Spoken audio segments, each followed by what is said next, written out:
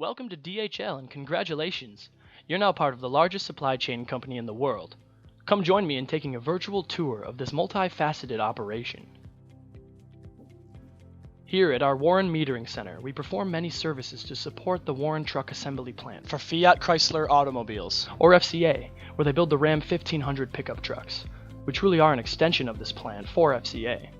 As discussed in your orientation, the Warren Metering Center is a 300,000 square foot facility with 113 dock doors. We must always follow our specific processes in order to meet the plant's production requirements and do so in a safe and controlled manner. Safety is everyone's responsibility. In the event of an emergency, take a clear route to the nearest of the 14 exit doors and meet with your supervisor. You must always wear personal protective equipment when on site. This includes safety vests, safety glasses, and steel-toed shoes. All forklifts and tuggers must be inspected and documented to this pre-trip inspection form before operating to prevent your equipment from malfunctioning and to avoid possible injuries. This forklift operator walks around his assigned forklift looking for vehicle damage. He'll inspect the mast looking for any problems with the uprights, rollers, forks, locks, and chains. He'll also check the tire and wheel conditions, fluid levels, and safety equipment such as seat belts, the horn, and lights. After completing these tests of the braking systems and the steering functionality, he'll complete the form and inform the supervisor of any found defects. If necessary, the unit will be tagged and taken out of service. Don't forget to always wear your seatbelt, especially when operating equipment. We meter parts based off pack size, where we store and pick bulk parts and carton material, also known as small lot. Here you're watching bulk material being safely offloaded and scanned to the unload dock. You will be assigned a unique login and password to access the RF scanners and receive hands-on training on modules for unload, put away, replenishment, picking and dispatching, or even shipping material. Here's an example of a training tool we used called a one-point lesson. These are one-page visuals that capture new process steps to focus your attention on. These are used in pre-shift and team meetings and are posted in work areas or on communication boards. It's very important for the receiving clerk to match the ASN systems quantities on the URL against scanned quantities and resolve found discrepancies before putting away received material from the unload dock. This operator has been given the OK to proceed, and he scans the part number, quantity, and serial number barcodes from the supplier label. The scanner will then direct him to the location that the bulk material is to be put away into.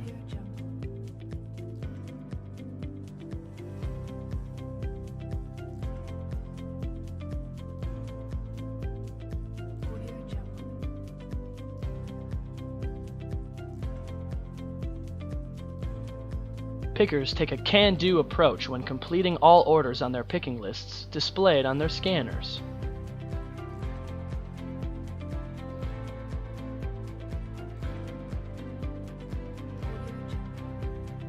Emptied trailers need to be swept out before loading picked material onto them. Before entering a trailer, always be sure that the trailer is locked in the dock and the dock plate is flush. Proceed to load the trailer properly, ensuring stacked material is stable and positioned in the trailer with no gaps to avoid tipping. Let's go back to another necessary activity to make our picker successful: replenishment. Designated forklift operators are responsible for continuously restocking part locations that fall below their minimum stock levels. Let's watch this replenisher. He performs a small lot replenishment. He goes to the overflow location displayed on the scanner and carefully removes the palletized parts.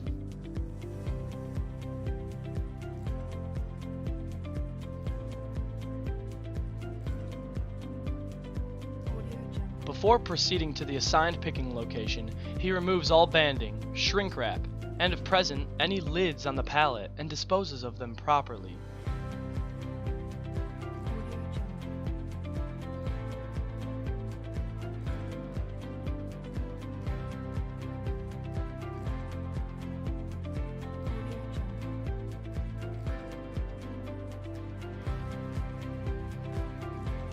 He clears the area, and when getting back onto his forklift, he properly fastens his seatbelt, proceeds to the stock location, and carefully places the material into the racking. The pick face for this part number is on the other side of the rack.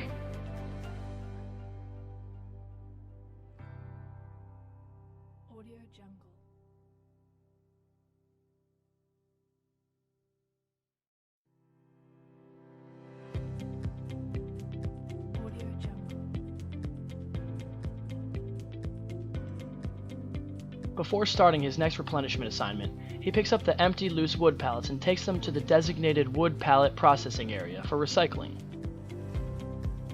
Empty containers arrive from the plant on trailers our drivers bring back when returning from their shuttle deliveries.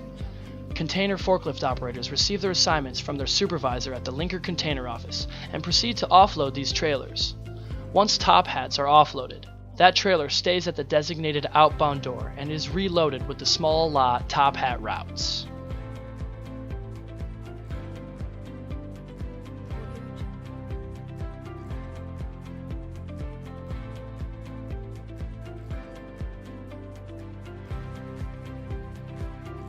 The forklift operator, wearing his PPE and with his seatbelt fastened, correctly proceeds along the dock in reverse so he has clear visibility when pulling the two stacked top hats. He safely places them into the designated top hat staging area, where they will be processed for dunnage removal.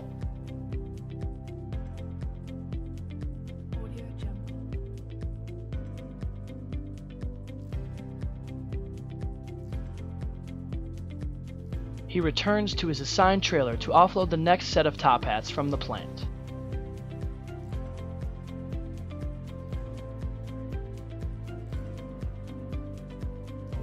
Those returned top hats are positioned in this area so the totes can be emptied and the dunnage removed. Material handlers remove loose cardboard and empty the totes, placing them upside down and into stacks. The totes are stacked to specified heights, placed onto pallets, and shrink wrapped for return back to FCA suppliers.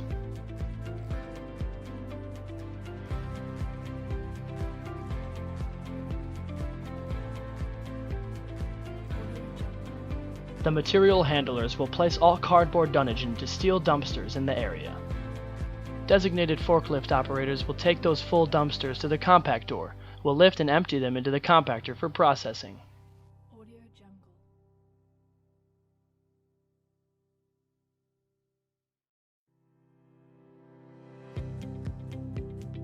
This container operator proceeds to get his next assignment. Notice how his forks rest flat on the floor when not in motion. Our dock office is located in the middle of the warehouse with supervisor stations set up alongside it.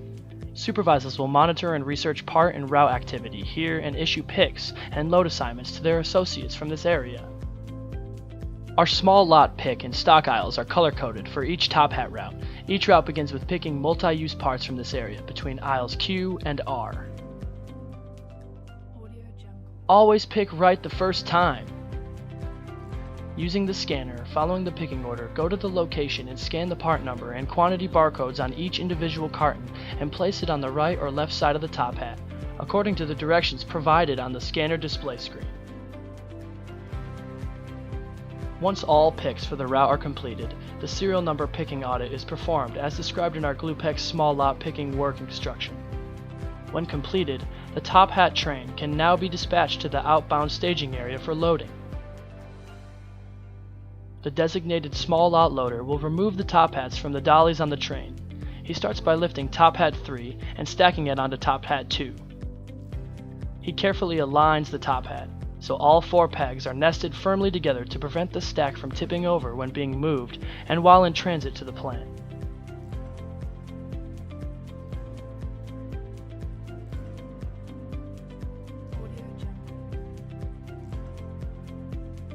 The operator takes the stacked top hats to the designated outbound staging area, or if the colored route is in the defined order to load, he takes the top hats and directly loads them onto the trailer.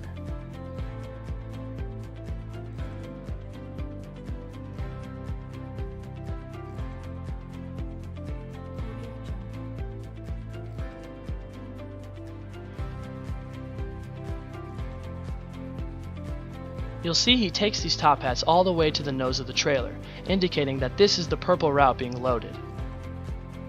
The plant has provided us with a specific order to load the color routes so that they're offloaded at the plant in this defined sequence. As more completed route trains arrive, top hats are double stacked when removing from dollies and staged at the outbound dock so they can be loaded according to this defined sequence.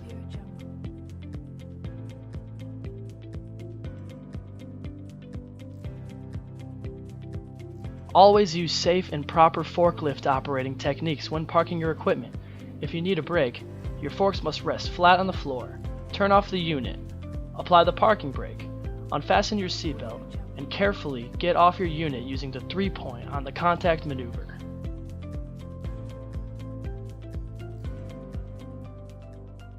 We sequence 7 different commodities at this site. You can see them right here on this table. As certified supply chain specialists, we always strive to sequence these parts right the first time. Sequencers always concentrate on retrieving pick labels from the printer in their sequence cell and making sure they remain in the order that they've printed off. This sequencer goes to her next rearview mirror pick, scans the sequence pick label, walks to that part stock area, matches, then scans the part number barcode, applies the sequence label to the back of the mirror, and takes it to the sequence rack, identifies and scans the slot barcode and places the mirror into that sleeve.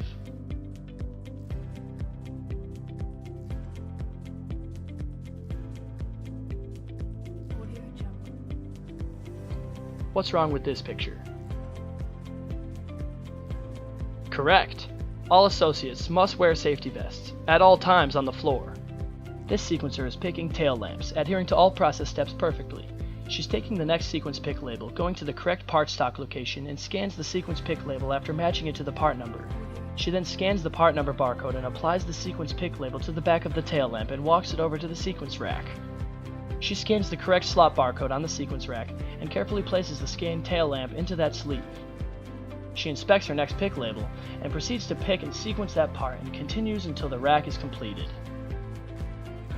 This operator is picking and sequencing side steps. He retrieves his next sequence pick label, goes to the stock area for that part number, opens the packaging and matches the part number with the sequence pick label. He applies the pick label to the part and, using both hands, carries the side step to the sequence rack and carefully places into the next slot of the sequence rack. He scans the barcodes on the sequence pick label, then the part number label, and places the plastic securing brackets over that side step, preparing for the next placement, and proceeds to his next pick. Once completing all picks for that rack, it undergoes a scan audit for error proofing, and any needed corrections before it is dispatched. We all exhibit passion in everything we do. Our dashboard dictates what time the plant needs to ship. We focus on the oldest sequence number at Exel, which is the 1867560. That's our first number here that we need to be able to ship out. We basically focus on the runout timers, which is 125, and this is the estimated runout time when it needs to be online, which is 1312, will be 112. 125 is not the time that we ship from here.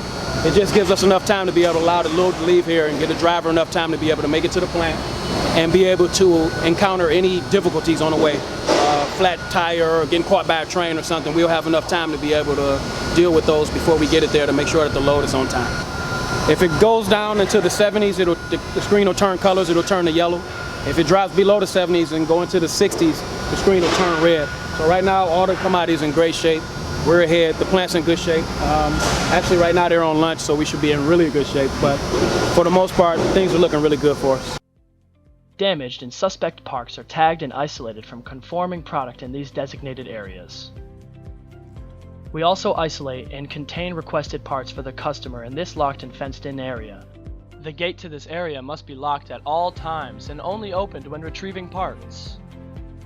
We receive engines on rail cars at the west end of the building. Engines arrive in racks that are very heavy and are offloaded by seasoned operators using 12,000-pound forklifts. These specialists follow specific handling, storing, picking, system updating, and shipping requirements for this plant. Dispatch operations for our plant shuttle drivers are also at the west end of the building. Yard switchers report into this department, yet receive their assignments from our dock operations. Shuttle drivers receive assignments and updates via touch-to-talk phones with dispatch to communicate updates such as arrival and departure times and any needed problem-solving assistance. Alongside our center dock office is our communications arena, used for pre-shift, team, and customer meetings. Here, you'll see the display boards positioned to review performance metrics, world-class manufacturing diagrams, and quality management initiatives, such as the one-point lesson mentioned earlier. WCM boards for workplace organization and safety pillars are here to provide staff with visuals on progress being made, as well as areas in need of improvement. DHL has developed a business continuity management program here to prepare for unforeseen events to assure we are fully operational regardless of the disaster or disruption to our customer. All activity seen in this video has a documented work instruction, process flow, and/or standard operating procedure that are included in your onboarding program. Thank you for your attention, and remember, at DHL you find excellence, simply delivered.